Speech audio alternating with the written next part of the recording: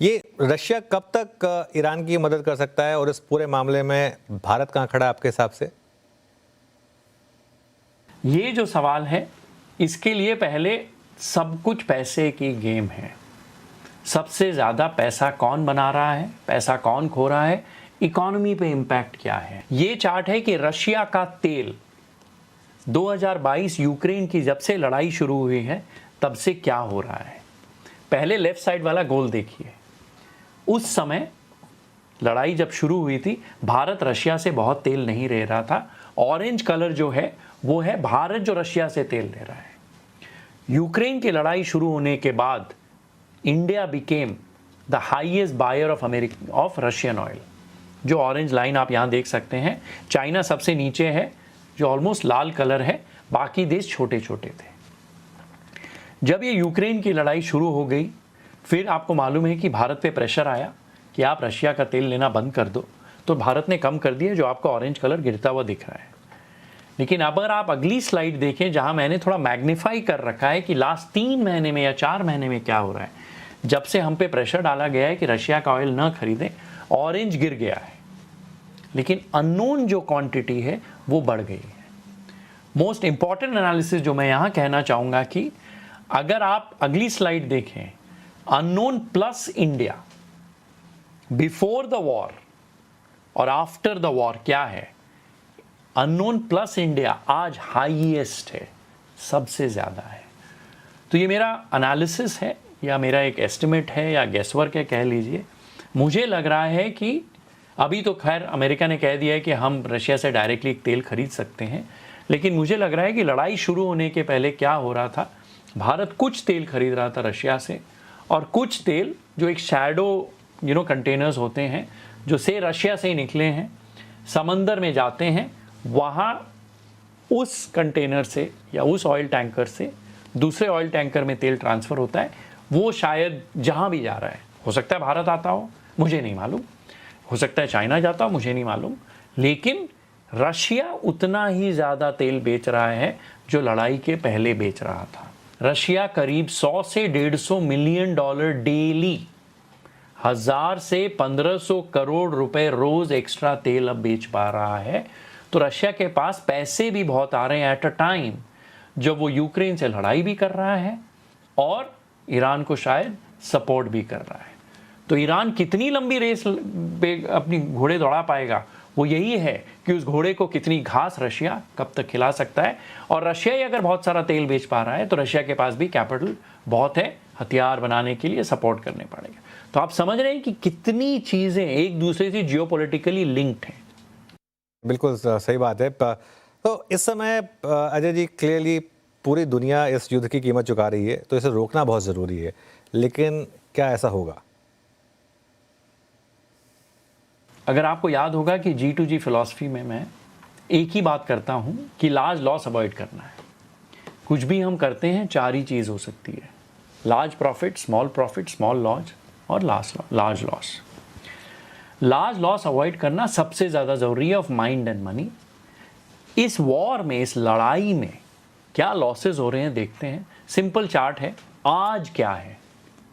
आज है large loss Israel Iran दोनों को है। स्मॉल लॉस बिकॉज अभी 10-12 दिन ही हुए हैं, 15 दिन ही हुए हैं, भारत को हो चुका है, दुबई को हो गया है, GCC countries Saudi, Oman and so on को हो गया है, और दुनिया को भी हो रहा है इंक्लूडिंग अमेरिका, क्योंकि वहाँ भी चीज़ों के दाम बढ़ रहे हैं।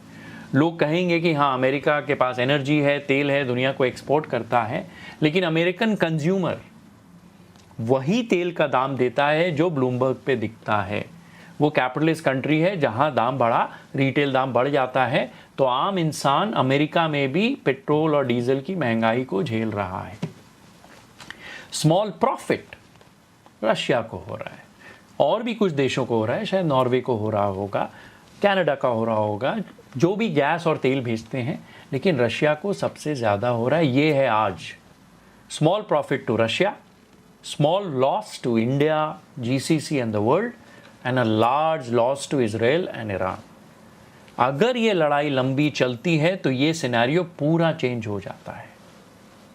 रशिया लार्ज प्रॉफिट पे पहुंच जाएगा, तेल से बहुत पैसे बनाएगा, क्योंकि रशिया को आपको मालूम है कि अब भारत भी ओपनली खरीद सकता है।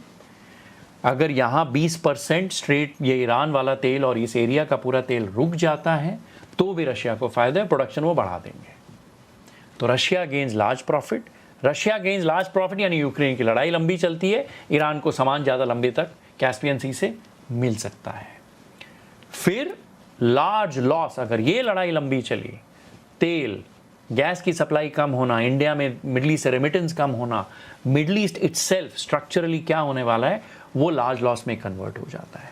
सो लंबी लड़ाई स्ट्रक्चरली फ़ायदा रशिया को और कुछ देशों को जो तेल और गैस देते हैं, लेकिन पूरी दुनिया को लार्ज लॉस हो सकता है। अगर ये लड़ाई बहुत लंबी चलती है तब catastrophic is those two red boxes, it is structurally risky for certain countries.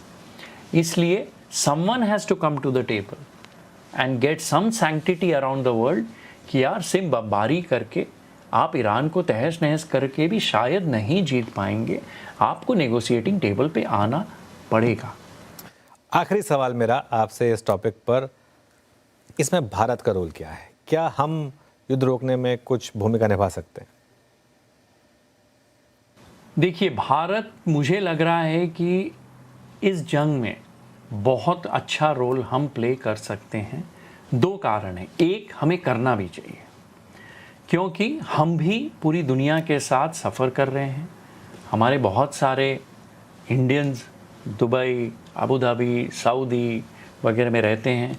मेरी भतीजी सऊदी में काम करती है, मेरे बहुत सारे मित्र दुबई में रहते हैं। हमें मालूम है 50-60 लाख लोग हैं। हमें रेमिटेंसेस आते हैं 60-70-100 बिलियन डॉलर के साल में, और हमारा बहुत सारा एक्सपोर्ट मिडल ईस्ट को जाता है। सारे जहाज़ रुके हुए हैं, ठीक है। तो भले ही इंडिया की, हमारी भारत की आज ईरान से दोस्ती है, तो ईरान हमें हमारा तेल के टैंकर्स अलाउ कर रहा है, हमारे गैस के टैंकर अलाउ कर रहा है, चाइना के अलाउ कर रहा है। ईरान की एक फ्रिगेट हमारी कोची में है, जब एक उनकी फ्रिगेट श्रीलंका के पास में जब डुबो दी गई थी। तो हम अपनी मित्रता का, एटलीस्ट हमें तेल की अभी तक थोड़ी दिक्कत नहीं हुई है, शायद फ्यूचर में हो जाए, लेकिन इसका मतलब ये नहीं है कि स्ट्रक्चरली ये लड़ाई किसी के लिए भी अच्छी है। तो अगर आप देखें, एक ही देश है दुनिया में जो इन चारों देशों का मित्र है, हम ही हैं। अमेरिका से हमारी मित्रता है, रशिया से हमारी मित्रता है, भले ही दोनों दुश्मन हैं। इजराइल से हमारी मित्रता है, ईरान से हमारी मित्रता है, वो दोनों दुश्मन हैं। मोदी जी वो एक लीडर हैं और भारत एक देश है जिसको सब रिस्पेक्ट करते हैं, उनकी इज्जत है, और एक अगर मीडिएटिंग टेबल में लेके आना है वो शायद सबको ला पाएंगे।